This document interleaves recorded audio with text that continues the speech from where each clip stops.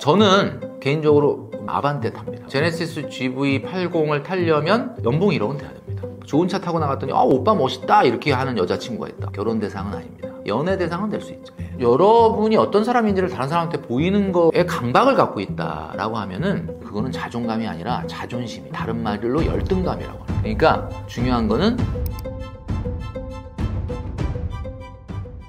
네, 여러분 반갑습니다. 저는 방송과 유튜브에서 머니 트레이너로 활동하고 있는 작가이자 경제 칼럼니스트 김경필입니다. 요즘 다들 차 살 때 대출부터 생각하는데 구매 시 대출이 필수일까요?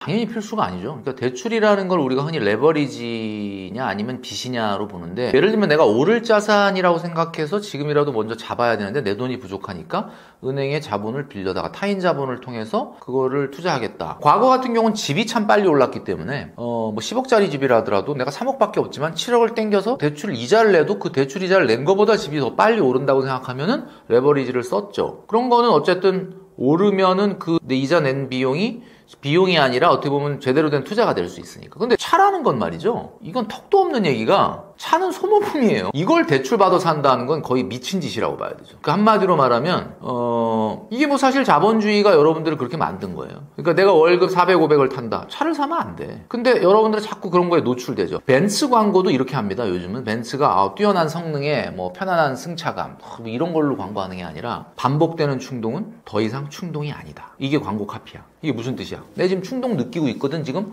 벤츠 사고 싶어. 사면 안 돼요. 충동을 느낀다는 게 무슨 뜻이야? 사면 안 된다는 뜻이에요. 내가 필요한 거는 충동 안 느끼거든요. 내가 벤츠를 살만해지잖아요? 벤츠가 충동이 안 느껴져. 왜? 그냥 언제든지 살 수 있으니까. 내가 충동을 느낀다는 건 뭐야? 사면 안 된다는 거야. 근데 그걸 빚을 내서 산다? 거의 뭐 자살행위다라고 저는 말씀드릴 수 있고요. 기본적으로 제가 차를 꼭 필요로 한 분도 있기 때문에 어쨌든 차가 없으면 안 되는 분도 있잖아요. 그럼 산다면 여러분 월 소득의 6개월 이내 차를 사라 그랬습니다. 6개월 이내. 그럼 300만 원 버는 사람은 1,800이. 300만 원 벌면 사면 안 돼. 500만 원 이하까지는 사면 안 돼. 근데 뭐 내가 읍면 지역에 근무하는데 여기는 대중교통이 없다. 차가 필수품이다. 그러면 6개월 이내 차로 뭐 중고차로 해서 사세요. 근데 만약에 내가 수도권 광역시 서울에 산다. 전 세계에서 서울이요, 대중교통이 가장 발달된 나라예요. 근데 여기서 차를 왜 삽니까? 그러니까 차를 산다는 건, 만약에 산다, 나 450만 원, 500만 원 넘으니까 사도 되죠? 차 산다. 그러면 이제 6개월 그걸 지키라는 거예요. 왜 이게 중요하냐? 재테크를 어떻게 할지를 고민한다고 맨날 찾아오고 뭐 질문을 해, 메일로. 근데 어떤 분이 한번 생각해 보세요. 제가 사회초년생이라 월급이 300만 원밖에 안 됩니다. 근데 재테크 어떻게 해야 될지 모르겠습니다. 쓰고 돈이 안 남습니다. 어떻게 하면 좋을까요? 근데 보니까 소렌토를 샀어. 소렌토가 얼마인지 아십니까? 3,965만 원이에요. 소렌토의 감가라는 게 뭐예요? 차 사면은 다시 되팔 때 그 감가가 되잖아요. 그 감가가 한 달에 1%씩 돼요.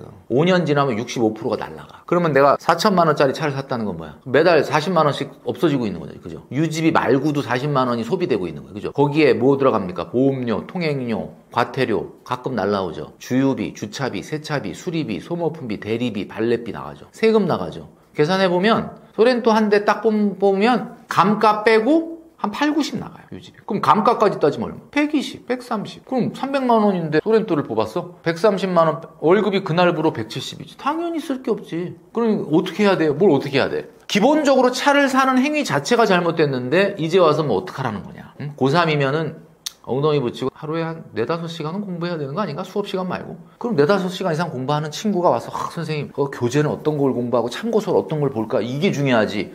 공부는 하루에 30분도 안 하는데 지금 어떤 교재를 고를까요? 아니, 공부를 안 하는데 뭐가 돼요? 그래서 여러분, 중요한 거는 여러분들이 하고 있는 행동이, 그러니까 아예 재테크에 관심 없어요. 그러면 또 난 이해가 돼. 300, 400 버는데 나 어차피 나 재테크는 할 소득이 아니다. 그러면 뭐 그런가 보다 생각하는데, 그게 아니라고 한다면 제 말을 들으셔야 된다, 말씀드리고 싶습니다. 그렇다면 얼마를 벌어야 G80을 탈 수 있을까요?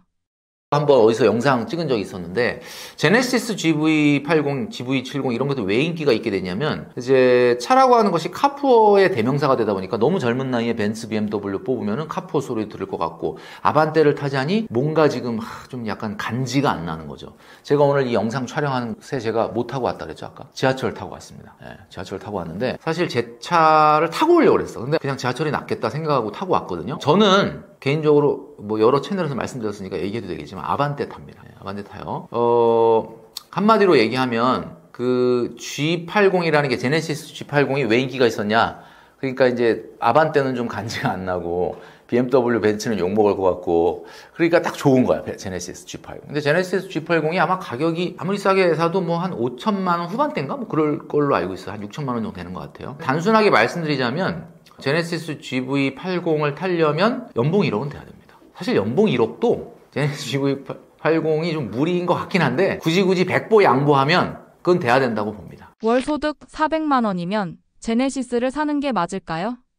죄송한 얘기지만 거의 뭐 미친 거라고 봐야죠. 이걸로 대답을 하도록 하겠습니다. 아마 여러분이 물어보면서 알지 않을까? 월소득 400만 원인데 물려받을 건물이 한 3채 있다.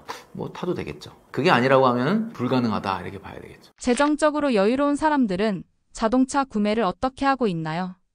자동차라는 게 교통수단이 아니라 나의 어떤 명함, 나의 어떤 경제적인 능력을 과시하는 수단으로 보이기 위해서 하겠죠. 중요한 거는 자산보다는 소득에 맞춰줘야 돼요. 왜냐면 차라고 하는 거는 특징이 차를 산다고 그걸로 끝나는 게 아니라 계속 돈이 들어가잖아요. 비싼 차는 유지비가 훨씬 크고 싼 차는 그거에 비해서 유지비가 낮죠. 그러니까 기본적으로 이게 왜 자산보다는 소득에 연동을 해야 되냐. 제가 왜 6개월 정도 되는 소득 안에서 사라고 얘기하냐면 자산보다는 소득에 연동을 해야 되기 때문에 그렇다라는 거예요. 그리고 많은 분들이 그러죠. 그러니까 저는 이렇게 말씀드리고 싶어요. 어떤 분들은 농담 삼아 그래요. 멘토님 어디 영상을 보니까 1인 가구보다는 2인 가구가 훨씬 유리하다고 그러는데 결혼을 하려면은 차가 있어야 된다. 연애를 하려면은 차가 있어야 된다. 뭐 이런 이야기를 하시는 분들이 있더라고요. 어느 정도는 뭐 이해는 됩니다. 근데 만약에 내가 좋은 차를 타고 나타났을 때 열광하는 여자친구라면 결혼 대상은 아닙니다. 무슨 얘기냐? 연애 대상은 될 수 있죠.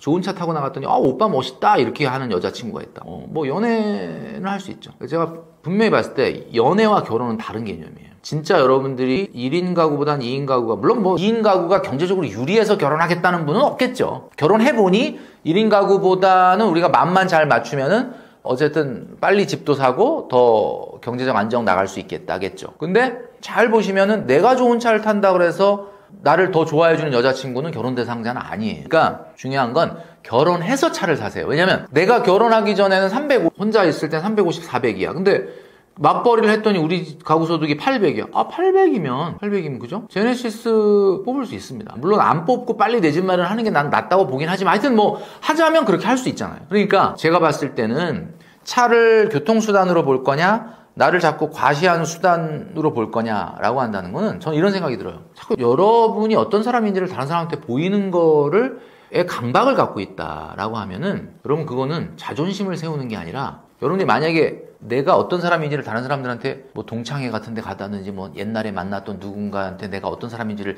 자꾸 보여주고 싶은 마음속에 그런 심리가 생긴다고 하면 여러분들 그거는 자존감이 아니라 자존심이에요. 자존심과 자존감 반대말이거든요. 그러니까 자존심은 다른 말로 열등감이라고 하는 거예요. 열등. 여러분들이 자존심이다라고 얘기하는 거에 대부분이 열등감이에요. 그러니까 중요한 거는 어떻게 보면은 차를 교통수단이 아닌 다른 것으로 보지 말아라. 저는 이렇게 말씀드리고 싶어요. 우리가 월급을 받아도 돈이 부족한 이유는 무엇이고 무조건 없애야 하는 소비 습관은 무엇인가요? 일단 제가 말씀드렸던 것처럼 선저축을 해야 된다. 1억 모으기에서도 가장 중요한 게 선저축이라고 말씀드렸죠. 예를 들면 돈이 뭐 300만 원 정도 이상 되는 분들은 155만 원으로 저축하는 분도 있고 아까 말씀드렸던 것처럼 33만 원 정도 하고 10% 증액도 있고 뭐 95만 원 저축하고 7년 정도 매년 10만 원씩 증액하는 것도 있고 이렇게 강력한 저축을 하고 나면 내가 쓸 돈이 확 줄어들어요. 내가 쓸 돈이 확 줄어들고 나면 굉장히 허탈해요. 내가 이 저축을 하기 위해서는 이런 것들을 양보해야 되나? 근데 거기서 싸움이 벌어지는 거죠. 근데 이제 중요한 거는 우리가 기본적으로 그렇게 평상시에 아무 생각 없이 썼던 돈을 1억 모으기 저축을 시작하면서 좁아진 예산 때문에 못하게 됐을 때 나한테 어떤 원칙을 세워야 된다라는 겁니다. 자, 예를 들면 이런 거죠. 커피는 대한민국 직장인의 문화입니다. 아침에 출근하면서 아이스 아메리카노 한 잔을 테이크아웃 한다. 저는 뭐 적극 권장, 그 정도는 해야 된다고 봅니다. 근데 문제는 별다방이나 콩다방에서 꼭 해야 될까? 별다방이나 콩다방은 손님이 오거나 회의를 하거나 노트북을 들고 가서 공부할 때 들어가는 커피숍 아닙니까? 주로 노란색 커피숍을 좀 이용하시면 어떠세요? 뭐 백다방이나 컴포즈나 메가커피 뭐 이런 데 괜찮지 않습니까? 그리고 하루에 한 잔만 하십시오. 2잔, 3잔 이상을 테이크아웃 한다는 것은 그건 정말 직장인에게는 불필요한 지출이다. 왜? 직장에는 어디나 탕비실이나 커피 머신이 있잖아요. 그러니까 한 잔은 테이크아웃하고 한 잔은 직장에서 해결하면 어떻겠느냐. 자, 두 번째는 택시입니다. 택시 좀 타세요? 어때요? 전 전혀 안 탑니다. 예, 뭐 어디 지방에 강의를 갔는데 뭐 모르는 지역인데 대중교통이 없다. 뭐 그런 건 타야 되겠죠. 그런데 그게 아니고 더운데, 추운데, 귀찮은데, 한 정거장 반인데 야, 택시 오는 거 잡아 타고 가. 이런 건 안 됩니다. 무슨 얘기냐? 4,800원, 5,000원 정도의 비용이 나온다는 거는 1.5km를 가. 1.5km는 조금 서둘렀으면 그냥 걸어갈 수도 있는 거리 아닌가? 이런 것들이 모이면 안 된다. 근데 그 5,000원, 10,000원 가지고 뭐 그거 절약한다고 얼마나 큰 돈이 되느냐? 저는 돈 때문에 그런 게 아니에요. 태도의 문제 때문에. 태도의 문제. 자, 그 다음에 이벤트 비용 있죠. 여러분 그 별다방 같은데 또는 뭐 카카오톡 같은데 보면 이제 생일 나오면 막 보내잖아요. 다 좋은데 기본적으로 우리나라에 이게 기프티콘 서로 주고받는 지옥에 빠졌어. 저는 이건 좀 절제가 필요하다고 봅니다. 그래서 어느 정도 절제가 필요하냐? 여러분 소득의 3% 이내로 해줘야 된다. 3%라는 건 뭐가 놀랍죠? 3%라는 거를 만든다는 것 자체가 놀랍죠. 그렇게 써야 되는 거예요. 자, 왜냐하면 이벤트 비용이라는 건 써야 될 때가 있지 않습니까? 엄마 생일, 아빠 생일, 어버이날, 남친, 여친 생일, 또는 배우자 생일, 또는 뭐 형제 생일, 또는 뭐 베프 생일 이런 때 써야 되는데 그냥 동료, 선배, 후배 좀 아는 관계라고 얼굴 안다고 안면 안다고 막 기프티콘 날린다. 아니 뭐 커피 한 잔 정도 날리는 거를 내가 뭐라고 하는 건 아닌데 너무 불필요한 정도의 과다한 이벤트 비용 이거는 통제를 하셔야 된다라는 거죠. 자, 그 다음에 요즘 점심 어떻게 외식 해보면 어떻습니까? 물가가. 야, 이게 구내식당 있는 우리 영상 보시는 분들 진짜 축복이에요. 구내식당에서 열심히 드십시오. 구내식당에서 일주일에 3번, 4번은 드시고 하루는 외식하러 나가시고. 얼마나 좋아. 근데 이걸 맨날 외식을 하나 안 됩니다. 여러분들의 직장 생활 중에 내가 점심시간만이라도 좀 나가가지고 회사를 벗어나고 싶다. 뭐 그런 마음은 이해하지만 내가 우리 회사에 구내식당이 없다 그래도 우리가 주변에 보면요. 구내식당 이용할 수 있는 곳이 있어요. 만약에 진짜 없다. 그러면 뭐 어쩔 수 없겠지만. 그 다음에 또 뭐가 있을 수 있냐면 여러분 이제 계절이 바뀌죠. 이제 봄이 오고 또 여름이 오고 뭐 이럽니다. 계절 바뀔 때마다 우리가 신상 옷을 사는 분들이 많아요. 그게 이제 뭐 스트레스 해소 차원에 쇼핑을 하는 거죠. 근데 중요한 거는 여러분 아시겠지만 옷장 정리를 하세요. 그러니까 옷장 정리하라는 건 무슨 얘기야? 내가 요 근래에 몇 달 동안 입었던 옷을 정리하라는 게 아니라 저쪽 한 구석에 쌓여있는 몇 년 동안 건드리지도 않았던 걸 꺼내라는 거죠. 꺼내서 보면 어때요? 한 4년, 5년 안 입던 옷이 나와. 그게 혹시 지금 유행하고 맞지 않을까? 왜 신상 옷을 계절 바뀔 때마다 사려고 하느냐? 사지 말란 뜻은 아닌데 경련제로 사시는 습관을 가져라. 이렇게 말씀드리고 싶어요. 자, 제가 한 5가지 정도 말씀드렸는데 이거 외로 대표적으로 또 지금 말씀드렸던 거는 굉장히 어떻게 보면 약간 소소한 것들 뭐 택시, 커피, 뭐 점심 외식, 이벤트 비용, 뭐 옷 사는 거 이런 거죠. 자, 요거는 약간 소소한 건데 조금 요거보다 좀 무게감이 있는 헤비한 거를 말씀드릴게요. 여러분 취미나 문화생활에 얼마 돈을 쓰십니까? 취미나 문화 레저 비용. 제가 전 영상에서 한번 말씀드린 적이 있었죠. 문화 레저 비용은 15% 넘으면 안 된다. 그거는 50대, 60대 얘기고요. 일반 20대, 30대, 40대 직장인들은 문화 레저 비용, 취미생활 비용이 10% 넘으면 안 됩니다. 10%도 충분하죠. 10%. PT, 요가, 필라테스 같은 거 열심히 하시면 10% 훌쩍 넘어갑니다. 안 됩니다. 그러니까 안 쓰면 제일 좋긴 하죠. 뭐 예를 들면 내가 운동이라는 거 자전거 타고 그죠? 러닝하고 하면 되잖아요. 굳이 돈을 쓴다면 10%라는 얘기를 하는 겁니다. 자, 그 다음에 주거 비용 15% 넘으면 안 됩니다. 저는 솔직히 말하면 10%로 하고 싶은데 요즘 워낙 주거 비용이 올라가다 보니까 주거 비용이 뭐예요? 월세나 전세자금 대출이자. 자기 소득의 15% 이상을 월세나 전세자금 대출이자를 내면서 이건 불가능합니다. 이게 돈 모을 수가 없어요. 그렇기 때문에 도어투도어로 1시간 이상 이내로 직주 근접하시는 거는 좀 제가 봤을 때는 좀 금지해야 된다. 이런 말씀 드리고 싶고요. 그 다음에 또 하나는 엥겔 지수인데 이 엥겔 지수 같은 경우는 먹는 거잖아요. 먹는 거. 내가 사용하는 지출 중에서 식생활비가 얼마냐. 이게 이제 엥겔 지수인데 엥겔 지수 같은 경우는 뭐 금액보다는 저는 이렇게 말씀드리고 싶어요. 장보기 예산과 외식 배달 예산을 나눠야 된다. 모든 한 달에 100끼를 먹거든요. 우리가 뭐 간식까지 하면. 그 100끼를 다 외식 배달을 해버린다면 여러분의 전혀 앞으로 한 발자국도 나갈 수가 없습니다. 그러니까 부모님하고 같이 거주해서 부모님이 이렇게 식사를 준비를 다 해주신다면 너무 좋겠지만 독립주거 생활을 한다면 여러분 요즘 얼마나 장보기 물가가 비싸졌다고 해도 외식 배달보단 싸요. 모든 끼니를 다 해먹으라는 얘기는 아니지만 여러분 장보기 예산이 있어야 됩니다. 많은 분들이 그래요. 멘토님 말 듣고 내가 장 보려고 그랬는데 갔더니 1인 가구라서 뭐 물건 하나씩밖에 안 판다. 이분은 마트를 가서 그래요. 재래시장을 가면 오이 1개, 오이 반 개, 양파 1개 이거 팔아요. 부탁을 하면 제가 혼자 살아서요. 이게 재래시장이 좋은 점이 뭐야? 흥정이 가능하다, 커스텀이 가능하다는 거야. 이게 가능하다는 거야. 뭐 어떤 분들은 막 더 줘. 감자 하나 더 이렇게 주고 이런단 말이에요. 그렇게 하셔야 된다. 그죠? 그 다음에 중요한 거는 여행입니다. 여행은 여러분 연소득의 5% 이내로 하셔야 됩니다. 연소득이 5%면 얼마예요? 월소득으로는 60%죠. 월급 300인 사람이 1년 동안 쓸 수 있는 여행 경비는 180만 원. 180만 원이 여름 휴가 비용이 아니고 1년 내내 여행 경비로 쓸 수 있는 돈이야. 그럼 언제 유럽 여행 갑니까? 월급 300인 사람은. 월급 300인 사람 유럽 여행 가면 안 되지. 나 지금 50대 중반이거든요. 아직 유럽 여행 안 갔어요. 여러분, 유럽 여행 그렇게 함부로 가는 게 아니에요. 로마인 이야기 3번은 읽고 가야 돼. 아직 읽지도 않았는데 그냥 냅다 카드 긁고 가는 거, 그게 여러분 그 유럽 여행이 뭐 평생 뭐 수십 번 가는 건 아니지 않습니까? 모았다 가야지, 모았다. 그러면 1억 모으기는 하고 가야 되지 않겠습니까? 제가 1억 모으면 500만 원 정도 본인한테 쓸 수 있다 그러죠. 그게 유럽 여행 가라고 하는 거야. 그러니까 여러분 잘 보세요. 여행 경비는 본인 월 평균 소득이 60%로 해야 된다. 마지막이 제가 전 영상에서도 말씀드렸던 것처럼 차입니다. 사지 마라. 월 소득 500만 원 이하면 안 사는 게 맞습니다. 정말 업무적으로 반드시 필요하다. 나는 읍면동 지역이라 버스가 막 1시간에 한 대씩 와서 생활이 안 된다. 이런 거 아니면 안 사도 돼요. 근데 굳이 난 꼭 필요하다. 연애를 해야 된다. 월소득 500만 원 이상이면 사세요. 근데 제가 말씀드렸죠. 6개월 이내 차로 사라. 자, 제가 지금 한 10가지 정도의 그 지출에 대한 어떤 가이드라인을 드렸거든요. 만약에 이 10가지 정도를 난 다 지키는 사람이다. 그분은 저절로 돈이 모일걸요? 이 10가지를 안 하고 있는데 돈이 어디로 새일 데가 어딨냐고. 1억 모으기 저축을 하고 이 10가지는 안 합니다. 안 할 수 있는 용기를 갖고 있다. 자본이 저절로 모여요. 자본이 저절로 모이면 자존감이 올라가, 자존감이. 지금 여러분 막 1억 모으기 저축하고 막 한 달 생활비 쓰니까 막 빠듯하고 힘들다.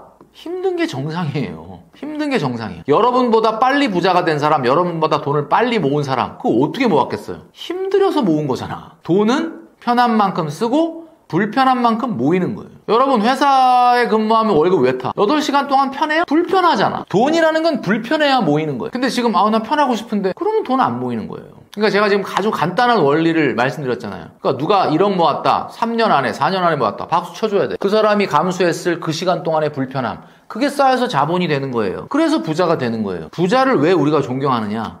물론 뭐 상속으로 금수 물고 태어나서 부자 된 사람 말고 자기 힘으로 이렇게 일어난 사람 왜 존경을 해야 돼요? 자발적으로 불편함을 나보다 더 많이 감수했기 때문에 존경해야 되는 거 아닙니까? 자, 여러분, 제가 말씀드리지만 여러분들의 미래는, 여러분들의 지금까지의 시간은 여러분이 바꿀 수가 없어. 그럼 여러분이 바꿀 수 있는 유일한 시간은 뭐야? 앞으로의 시간밖에 없는 거죠. 오늘 제가 말씀드렸던 이 영상의 내용들을 잘 여러분들이 보시고 앞으로의 시간을 바꿀 수 있는 여러분 되시기를 바라겠습니다. 통장 쪼개기가 왜 필요할까요? 정말 돈이 모이나요? 우리가 직장생활 시작하면 많은 분들이 돈 좀 모아봐야 되겠다. 이렇게 목돈을 좀 모으고 싶다. 이런 이야기들을 많이 하시는데 목돈을 왜 모으지 못하게 되느냐. 일단 여러분들이 직장생활 몇 년 했는지를 한번 생각을 해보세요. 몇 년 했지? 나 벌써 한 5년 했구나. 그동안에 번 돈이 얼마인지를, 받은 돈이 얼마인지 한번 계산을 한 번도 안 해봤죠. 계산. 그러네. 내가 첫 해에 연봉 얼마였고 두 번째 얼마 올랐고 따져서 계산해보면 생각보다 5년으로 보니까 그래도 다 그 돈 연봉 받은 걸 따지면 그 세금 떼고 꽤 받았네. 이렇게 생각이 되실 수도 있어요. 평균 연봉이 한 3,500이라고 하면 1억 4천 받은 거야. 그러니까 처음에는 3,500이 안 됐겠지만 그 이후에 올라가서. 근데 그러면서 1억 4천, 어쨌든 5년 동안 1억 4천을 받은 거잖아. 그럼 지금 얼마 남았냐 보니까 근데 2천 얼마밖에 없는데 그럼 내가 1억 2천을 썼다는 건가? 5년 동안? 이게 왜 그런 줄 아세요? 많은 분들한테 물어보면 다 그래. 그렇게 따지니까 진짜 받은 것도 꽤 있네. 근데 왜 나는 못 모았을까? 이유는 딱 하나예요. 그게 여러분들이 회계를 안 해서 그래요. 회계.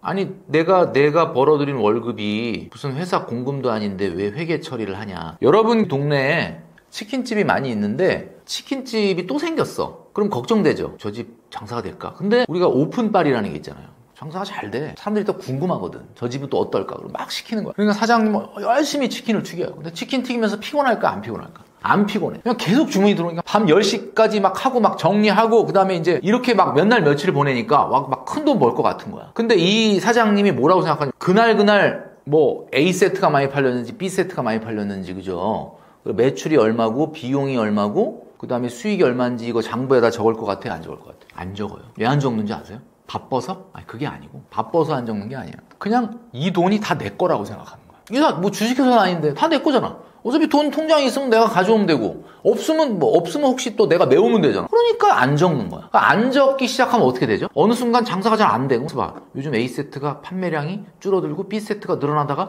B세트도 안 팔리고 이런 거 분석할 수 있을까요? 못하지. 적은 적이 없는데. 다 내 돈이라고 생각하니까. 그죠? 왜 안 되는지도 모르고 서서히 그죠? 장사가 안 돼서 망하는 거예요. 근데 만약에 내가 그 치킨집을 내 돈이라고 생각 안 하고 어떤 사람이 투자자가 있어갖고 1억씩 세 사람이 3억 투자해줘가지고 내가 치킨집 열었다고 생각하면 그 투자자가 눈 시퍼렇게 뜨고 야 요즘 어떻게 매출이 어떻게 되고 있어? 비용이 어떻게 되고 있어? 뭐 이런 거 물어볼 거 아니에요. 안 적을 수가 없지. 하루 장사 마감하고 나서 일주일 마감하고 나서 맨날 적겠지. 기록하겠지. 포스 정리하겠지. 그죠? 왜 그래요? 세 사람이 눈 시퍼렇게 뜨고 날 쳐다보니까 이게 공금처럼 관리하는 거야. 회계라는 게 뭐예요? 아, 이게 비용으로 잡아야 되나? 이게 자산으로, 아, 이게 수익인가? 이게 회계잖아요. 근데 내 월급은 그걸 왜 안 한 거야? 왜 안 하죠? 이게 내 거라고 생각하니까 그런 거예요. 그러니까 내 거라고 생각하는 순간 망하는 거야. 이게 어떻게 내 겁니까? 여러분 지금 받는 월급 있잖아요. 요거 죽을 때까지 나옵니까? 죽을 때까지 나온다 그러면 그렇게 해도 돼. 근데 아니잖아요. 300번, 350번 받으면 끝나지 않아요? 그럼 나 벌써 한 10년 생활했다. 그럼 120번 빼면 220번 남은 거 아니야? 그럼 이번 달에 받으면 219번 남은 거. 이게 유한하잖아요. 그럼 그 얘기는 무슨 얘기냐면 여러분들이 받는 돈은 지금 내 거가 아니라 지금 내 거일 수도 있지만 5년 후에 미래의 나, 10년 후에 미래의 나, 20년 후에 미래의 나랑 같이 나눠서 써야 되는 거 아니야? 그러면 미래의 5년 후에 나, 10년 후에 나, 20년 후에 나라는 어떻게 보면 감시자가, 투자자가 눈 시퍼렇게 뜨고 나 쳐다보는데 이걸 내가 그냥 혼자 내 맘대로 쓰는 거야. 그러니까 안 모이는 거예요. 그러니까 통장 쪼개기라는 게 뭐냐면 내가 문화 레저비는 이 카드로 쓰고 외식비는 이 카드로 쓰고 그게 통장 쪼개기가 아니고 쓸 돈, 아, 이거는 절대 쓰면 안 되고 모아둬야 될 돈. 아, 요거는 조금 굴려야 될 돈. 이런 거의 개념을 나누는 통장 쪼개기가 필요하다는 거지. 무슨 A 통장, B 통장, C 통장 만들어 놓고 이 통장에다 50만 원 넣었다가 이 통장에 100만 원 넣었다가 이 통장에서 이 통장으로 50만 원 옮겼다가 그런 거 소꿉놀이 같은 거 하지 마시고 중요한 건 돈을 용도와 목적에 맞게끔 나누라 그 얘기예요. 그래서 중요한 거는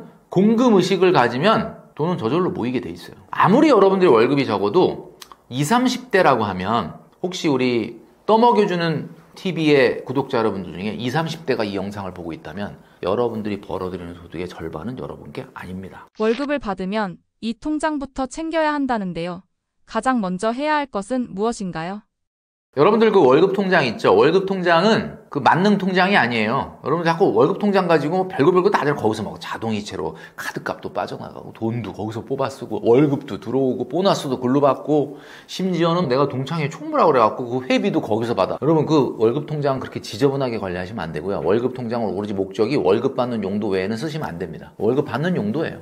그러면 내 카드값이나 현금 같은 거 어디서 찾았으냐? 여러분들이 월급 통장 말고 소비하는 통장이 따로 있어요. 그러니까 여러분 월급 통장에서 소비 통장으로 한 달에 한 번 돈을 송금해 줘야 돼요. 내가 나한테 생활비를 주는 거죠. 자, 그럼 두 개 생겼죠? 월급 통장, 소비 통장. 생활비 통장이라고도 할 수 있죠. 요게 돼야 돼요. 저축 통장은 뭐 따로 만들면 좋은데 뭐 굳이 저축 통장 따로 만들 이유 있습니까? 그냥 월급 들어오는 날 자동이체로 정기적금, 뭐 보험료 이런 거 빠져나가면 되잖아요. 그리고 나서 또 한 가지 꼭 있어야 되는 것이 예비자금 통장 있어야 돼요. 예비자금 통장. 예비자금 통장이거나 아니면 계절지출 통장.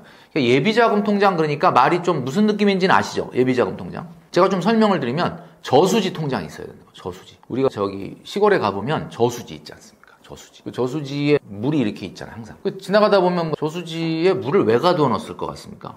그게 비가 엄청 왔을 때 가둬 놓은 거예요. 언제 쓰려고? 가물 때 농업용수로 쓰려고.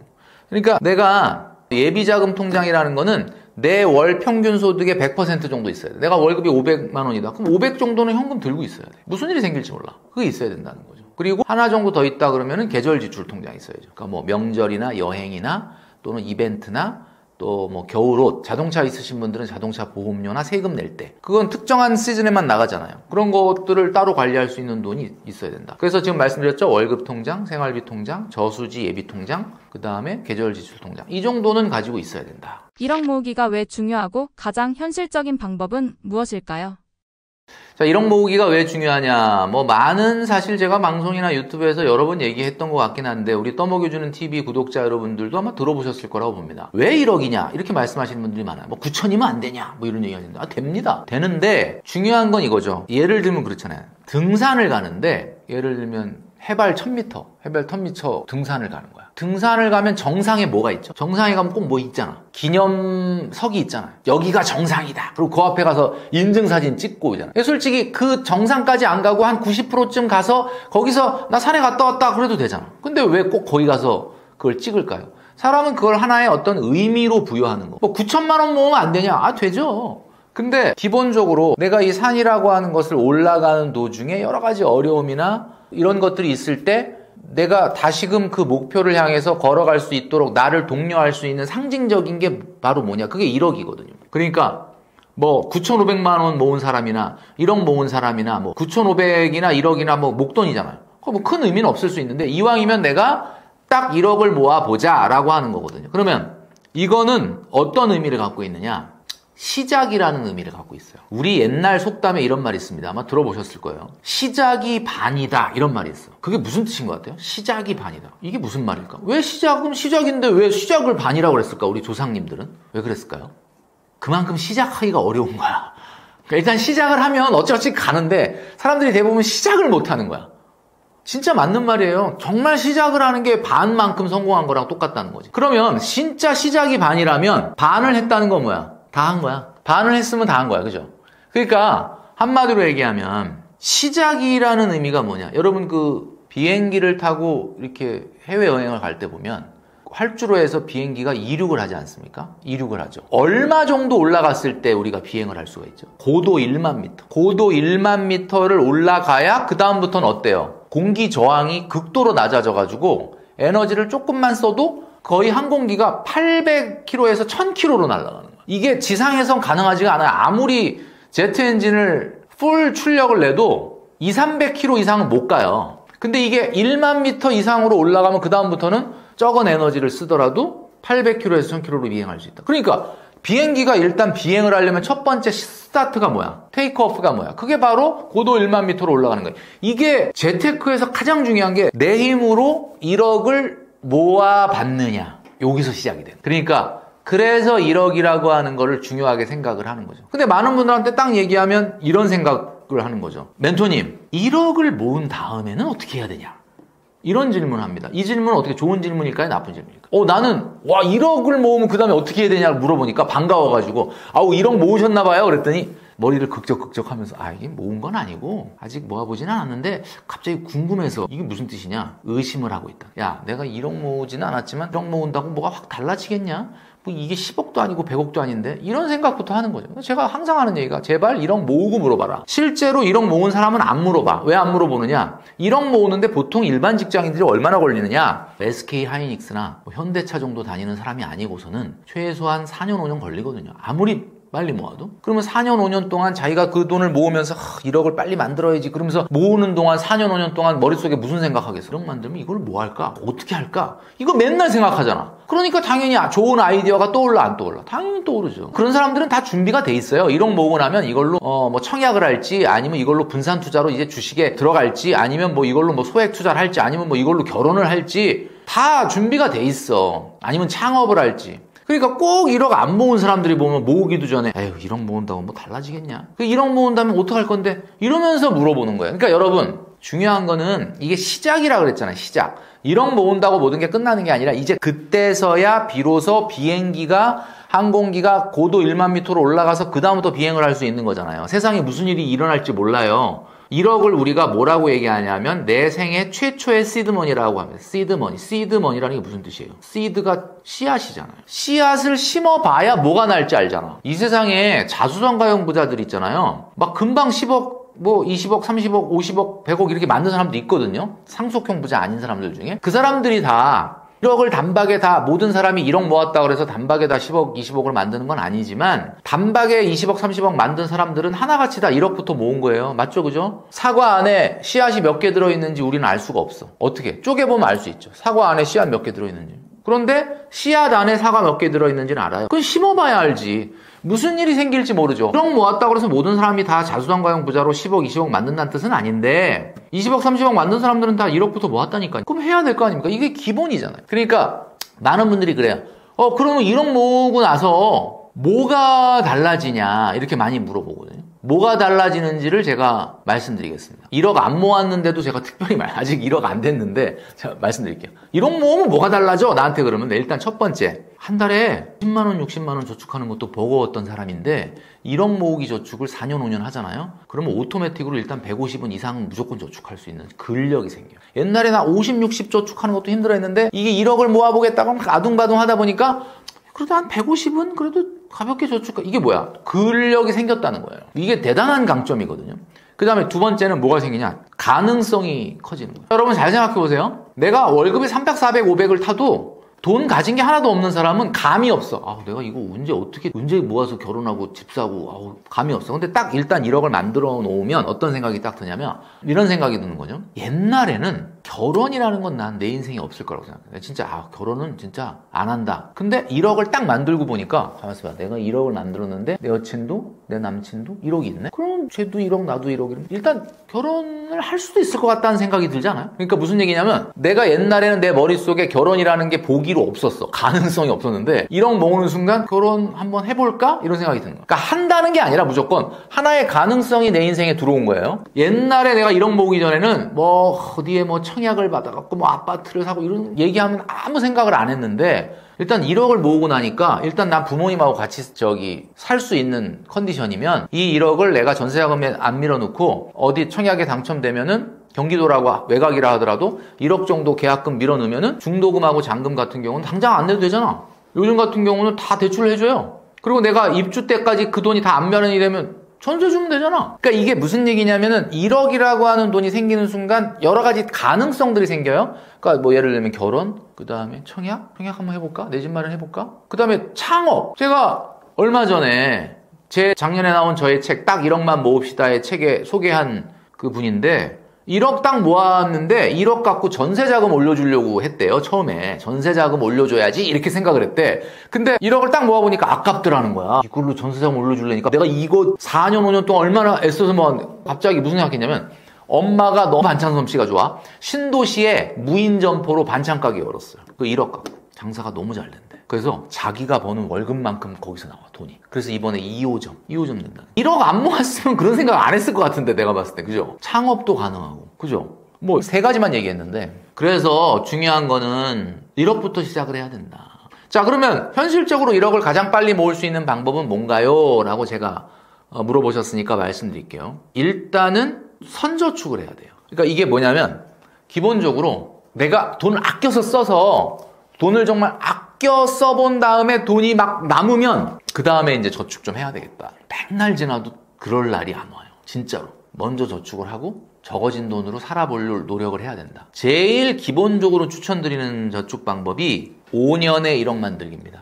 5년에 지금 영상 보시는 분 중에서 혹시 SK 하이닉스를 다닌다거나 현대차를 다닌다. 그럼 그분들은 그건 3년에 1억 만들어야 되는 거고 그게 아니라고 한다면 대부분 거의 99% 대부분은 5년에 1억 만들기. 그럼 5년에 1억 만들기 하려면 얼마씩 넣어야 돼요? 이렇게 많이 물어보는데 3.5% 이자율을 기준으로 했을 때 ISA도 아니고 청년도약계좌 같은 그런 것도 아니고 그냥 일반 적금으로 보면 한 달에 155만 원 내야 돼. 만만치가 않죠. 한 달에 155. 나는 안 되겠다. 그냥 나는 포기해야 되겠다. 아니 155만 원이 5년 동안 내면 1억이 된다 그랬는데 저는 이 방법은 좋은 방법이 아니라고 봐요. 왜냐면 155만 원을 첫 번째 달에 낸 용기는 너무 가상한데 계속 155만 원씩만 내면 1년 지나고 2년 지나고 3년 지나면 본인이 월급이 많이 올라갈 거 아니야. 10만 원이든 20만 원이든 월급이 올라가는데도 계속 155만 원 한다는 건 무슨 뜻이에요? 저축률이 떨어진다는 거죠. 이렇게 하면 안 돼. 운동을 하면 내가 어제보다 오늘보다 다음 달이 근육이 커져야 되는데 계속 근손실이 생기잖아. 옛날에는 내가 적은 월급에 155를 했는데 월급 올라가도 또 155를 한다고? 그렇게 하면 안 되죠. 그러니까 155가 부담되시면 이렇게 하세요. 133만 원 정도 하세요. 133만 원. 그리고 내년에 13만 3천 원만 증액을 하는 거야. 딱 10%죠? 왜 제가 10%를 증액하라고 그러냐면 13만 3천 원이면 이거 솔직한 얘기로 그냥 마음만 먹으면 할 수 있는 내년에 월급이 당연히 올라가겠죠. 뭐 아무리 안 올라가도. 그죠? 13만 원은 좀 증액할 수 있지 않을까? 그러면 그 다음 해에도 13만 원만 증액. 이런 식으로 가면 요렇게 가도 5년 후에 1억 돼요. 1억에서 조금 빠질 수 있겠다. 뭐 정확한 계산은 좀 안 해봤는데 뭐 한 9,900 얼마 되겠다. 하여튼 근데 되잖아요. 그러니까 155를 똑같이 60개월을 넣는 것보다는 133만 원으로 시작했지만 내가 매년 13만 원 정도 증액하겠다라는 마음. 여러분 운동할 때 70kg 바벨을 안정적인 자세로 벤치프레스를 한다. 그러면 70kg 되면 그 다음 그걸로 끝납니까? 이제 나는 안정되게 70kg. 그럼 그 다음에 80kg 하고 그 다음에 85kg 하고 해야죠. 이게 성장을 해야죠. 이렇게 해서 5년에 1억을 만드는 걸 추천드리고 싶은데 거기에 ISA로 한다든지 아니면 청년도약계좌를 가미해서 한다 그러면 더 빨리 되는 거야. 근데 이런 말씀드리면 유튜브 구독자 여러분들 중에 근데 다 좋은 얘기인데 저거는 진짜 아무리 그래도 월급 한 300 이상 타는 사람 얘기네. 아니면 월급이 뭐 300이 안 되더라도 엄마 아빠가 먹여주면서 회사 다니는 사람 얘기네. 나는 월급도 뭐 300도 안 되고 지금 그 적은 또 돈에서 난 월세까지 내고 있으니 나는 나 1억 만들기는 그냥 텄다. 나 안 된다. 여러분 그렇게 생각하시면 안 돼요. 나는 월급이 250밖에 안 돼. 그러니까 1억 만들기가 안 돼. 이렇게 생각하는 게 맞나요? 250만 원밖에 안 되니까 빨리 월급 1억 만들어야 되는 거 아닌가? 그죠? 잘 생각해보세요. SK하이닉스나 현대차 다니는데 나 월급이 많아. 막 신입사원인데 막 500, 600, 700 탄다.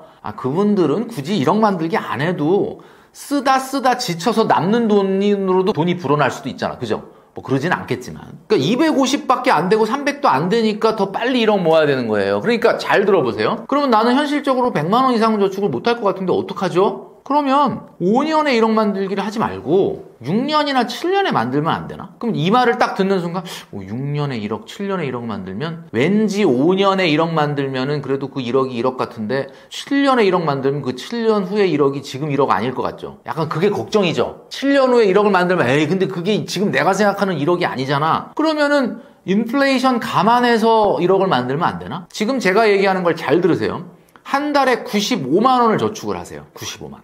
근데 그 95만 원 중에 여러분들이 소득이 낮잖아요. 소득이 낮잖아. 그럼 낮다는 거는 낮은 만큼 국가가 주는 혜택이 있어. 그게 뭐예요? 소득이 낮으면 낮을수록 정책금융 상품을 가입할 수가 있잖아. 그게 뭐야? 제가 좀 전에 얘기했던 것처럼 뭐 과거에 있었던 청년희망적금처럼 청년 도약계좌 있잖아. 정부 기여금 줍니다. 그 정부 기여금 주죠. 우대금리 줍니다.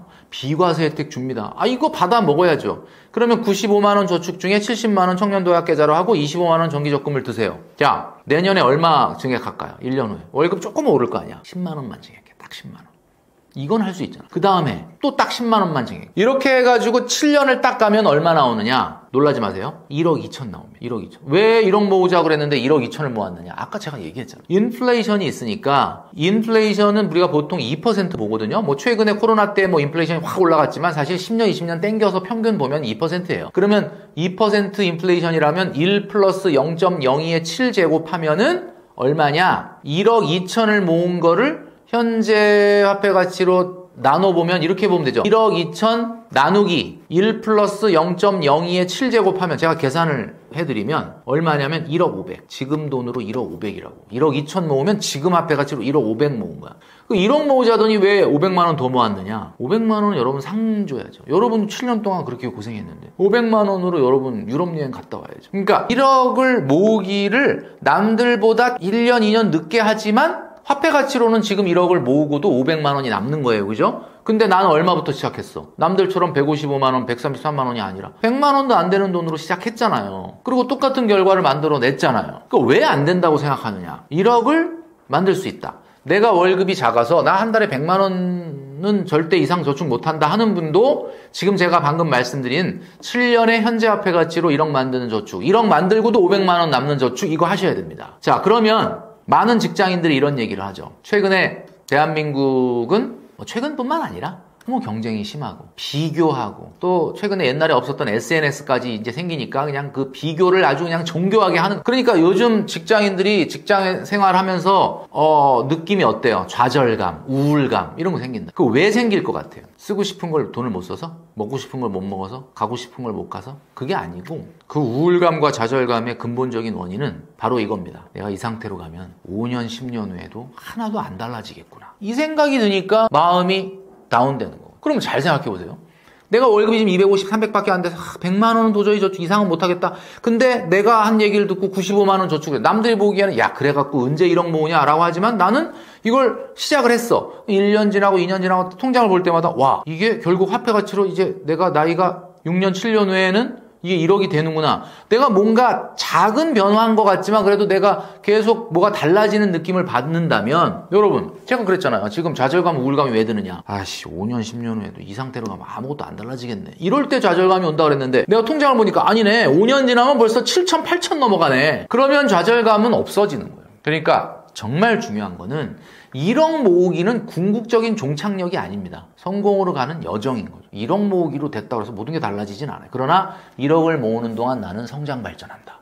내 생각이 바뀐다. 내 태도가 바뀌는 거죠. 태도가 바뀌면 뭐가 바뀌어? 인생이 바뀌거든요. 그래서 여러분 딱 1억만 모읍시다라고 제가 그 책에서 얘기했던 그 내용은 저축을 하는 방법을 이야기하는 책이 아니고 이 책은 인생의 애티튜드를 바꾸는 책입니다. 그래서 오늘 제가 아무리 우리가 떠먹여 드려도 그 떠먹여 주는 거는 누가 소화시켜요? 여러분이 소화시켜야 되죠. 소화 안 시키면 아무 의미가 없는 거지 않습니까? 그래서 제가 오늘 여러 가지 이야기를 했는데 이 1억 모으기가 마치 만능인 것처럼 얘기하는다라고 저는 만능이라고 봐요. 왜 만능이라고 보느냐? 1억 모으기가 모든 것의 종착역은 아니지만 대부분의 사람들이 이 시작조차도 제대로 못하고 있기 때문에 오늘 영상을 보신 여러분들이 만약에 이걸 정말 제대로 실행을 한다면 여러분 인생은 마라톤이거든요. 마라톤을 뛰는 선수가 35km 지점에 어떻게 뛸 거라고 생각하고 시작할 것 같습니까? 많은 분들은 그래요. 중계방송 보다 보면 저 선수가 30km 지점에 어떤 작전을 펼치고 그거는 그냥 하는 얘기고 실제 마라토너한테 물어보니까 42.195km를 어떤 마음으로 뛰느냐 35km나 40km 지점에 어떤 작전을 쓰느냐가 없고요. 그냥 내 앞에 1km를 열심히 뛰는 거야.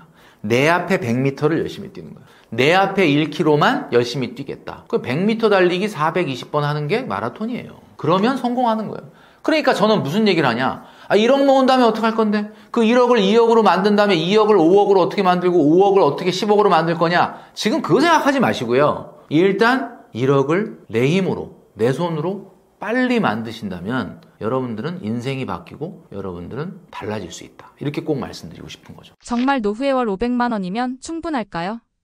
500만 원이라는 돈 굉장히 사실 지금 경제활동을 하시는 분들 입장에서 야, 한 달에 500만 원만 따박따박 나오면 뭐 아무 문제 없겠구나 라고 생각하실 수도 있죠. 그러나 사람에 따라서는 굉장히 다를 거라고 생각합니다. 그리고 특히 1940년대 이렇게 태어났던 지금 우리 할머니, 할아버지 세대들은 모르겠지만 적어도 1988년 이후에 태어난 분들 같은 경우는 500만 원으로 노후 생활을 완벽하게 하기 어려울 수도 있습니다. 내가 지금 500만 원도 못 벌고 있는데 나중에 돈 안 버는 상황에서 500만 원이면 충분한 거 아니냐 이렇게 말씀하시겠지만 사실 우리가 잘 모르고 있는 것 중에 하나가 노후 생활비에 대한 실체이죠. 우리가 사실 한 달에 지금 얼마 정도를 쓰고 있는지를 생각을 해보면 그 정도만 정말 내가 회사를 안 나가더라도 근로를 안 하더라도 나온다 그러면 너무 정말 해피하게 생활할 수 있지 않겠느냐라고 생각하시지만 우리가 쓰고 있는 생활비는 월요일부터 금요일까지 회사에 매여 있고 토요일과 일요일과 같은 여가 생활을 보낼 때 쓴 생활비를 얘기하는 거고요. 우리가 머릿속에 생각하고 있는 노후 생활비 그러니까 월요일부터 금요일까지 회사를 전혀 가지 않고 월요일부터 일요일까지를 내 마음대로 여가 생활을 보내는 생활을 한다면 지금 여러분들이 쓰고 있는 생활비는 어떻게 보면 턱도 없이 부족할 가능성이 있습니다.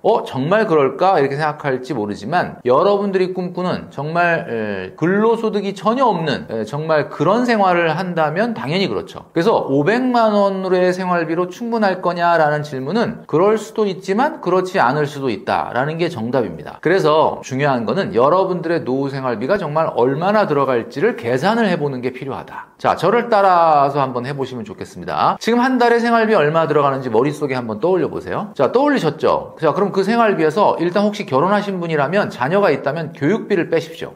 왜냐하면 노후에는 교육비가 안 들어가기 때문이죠. 자, 그 다음에 대출이자가 있다면 대출이자를 빼십시오. 노후에도 대출이자를 계속 내는 경우도 있지만 사실은 우리가 은퇴하기 전까지는 부채는 다 없애야 되니까 이 두 가지 교육비 그리고 노후 생활비. 자, 두 가지. 그러니까 교육비 그리고 대출이자는 빼주시면 됩니다. 자, 그렇게 빼고 남은 생활비를 우리가 순생활비다 이렇게 얘기하는 거죠. 그 순생활비가 바로 여러분들의 생활 수준입니다. 자, 사람은 절대로 생활 수준이 뒤로 후퇴할 수가 없어요. 특히나 내가 경제활동을 한창 하던 때의 수준을 노후에는 좀 양보해서 백보 양보해갖고 내가 옛날보다는 훨씬 더 돈을 적게 쓰겠다. 이게 말이 쉽지 현실적으로 불가능합니다. 그래서 그 나온 순생활비에 곱하기 2를 하시면 됩니다. 그러니까 한마디로 2배 들어간다 이런 얘기예요. 상당히 좀 충격적일 수 있는데 이건 실제로 노후 생활을 하는 사람들을 보면은 정확하게 알 수가 있습니다. 우리가 할머니 할아버지 세대들처럼 뭐 일제 강점기 시대나 또 6.25 전쟁 시대를 지낸 분들이야 지금 한 달에 100만 원, 150만 원 이하 가지고도 어찌어찌 생활할 수 있지만 제가 말씀드렸던 것처럼 1980년대 이후에 태어난 분들은 절대로 불가능합니다. 그래서 그 2배를 한 금액이 사실은 어떻게 돼야 되죠? 매달 통장에 그대로 꽂혀야 됩니다. 근데 이게 현재 화폐 가치여야 된다라는 점을 여러분들이 생각을 하셔야 되겠죠. 지금 50대라면 현실적으로 준비할 수 있는 자산이 어떻게 될까요? 중요한 거는 너무 우리가 떠먹지 않고 떠먹여주는 걸 먹다 보니까 자꾸 생각을 할 때 노후를 자산으로 생각을 하는 경우가 많아요. 그러니까 돈 얼마 모으면 은퇴할 수 있어? 얼마면 내가 이 회사 안 나가도 될까? 자꾸 이런 쪽으로 생각을 하는 거거든요. 이게 왜 잘못된 거냐면 과거에는 평균 수명이 70대이던 시절, 그러니까 우리가 지금 은퇴, 보통 정년을 60세, 공무원이 아니라고 한다면 보통 60세지 않습니까? 이게 어디서 나온 거냐면 1900년대 초반, 그러니까 20세기 초반에 평균 수명을 반영한 정년이에요. 그러다 보니까 대체적으로 60까지 일한다면 정말 아주 해피한 경우고, 나오면 70대 초중반이면은 보통 평균 수명이었단 말이에요. 그러니까 옛날에는 기본적으로 퇴직금이라는 걸 받아가지고 나왔고, 그 퇴직금이 일종의 목돈이었어요. 그래서 급여가 나오지 않는 10년, 15년 정도는 그 목돈으로 다 충분히 준비를 할 수가 있었습니다. 왜냐하면 과거만 하더라도 굉장히 금리가 높았거든요. 그러니까 어느 정도 목돈이 있으면 그 목돈에서 나오는 이자 소득으로 충분히 생활할 수 있었다. 근데 시대가 바뀌었어요. 지금 100세 시대라고 하는데 진짜 100세까지 살까? 이런 의심을 하시는데 1990년대생들의 평균 기대 여명이 93세, 94세 이 정도 나옵니다. 그럼 그 얘기는 무슨 얘기냐면 90년대 태어난 분들 중에서 그냥 평균만 건강해도, 그러니까 굉장히 뛰어나게 건강하지 않더라도 90대 중반을 산다. 그러면 내가 평균보다는 조금 더 건강하다. 그러면 그냥 바로 100세에 사는 거예요. 그렇기 때문에 요즘은 라이프 사이클이 달라졌습니다. 30년 동안은 성장기로 보내고 옛날에는 30년 경제활동하고 은퇴했다가 10년, 15년, 20년 있으면 돌아가셨거든요. 근데 이제는 잘 들으셔야 돼요. 30년 성장기, 40년 경제활동기, 그 다음에 30년이 노후생활기입니다. 그러니까 뭐가 달라졌느냐? 일단은 과거에는 우리가 은퇴하고 소득 없이 어떤 특정한 퇴직금이라고 하는 자산으로 버틸 수 있는 시간 10년, 15년, 20년이었는데, 그래서 보통은 우리가 70세까지가 아닌 60세까지 일하고 퇴직을 한다고 봤을 때 우리가 퇴직금으로 버틸 수 있는 시간인 10년, 15년, 20년이 아니라 이제는 소득 없이 어쩌면 30년, 40년을 견뎌야 된다. 그렇기 때문에 우리의 은퇴 시기, 이것은 어떤 자산이 얼마냐에 따라서 달라진다기보다는 가장 중요한 게 소득의 기간이 길어져야만 합니다. 그래서 기본적으로 우리가 인생을 세 권의 문제집이라고 봤을 때 첫 번째 성장기, 두 번째 활동기, 세 번째 노후기잖아요. 두 번째 문제집이 과거에는 25년이나 30년만 풀면 됐는데 이제는 이걸 40년 정도 풀 수 있는 정도의 준비가 돼야 된다. 소득이 높지 않아도 돼요. 무조건 소득이 발생하는 기간이 길어져야만 우리가 현실적으로, 아까도 말씀드렸던 것처럼 월 소득 500만 원으로 은퇴가 충분할까요? 라고 말씀드렸는데 어떤 분들은 500만 원도 사실은 충분하지 않는 경우가 많이 있을 수 있기 때문에 소득의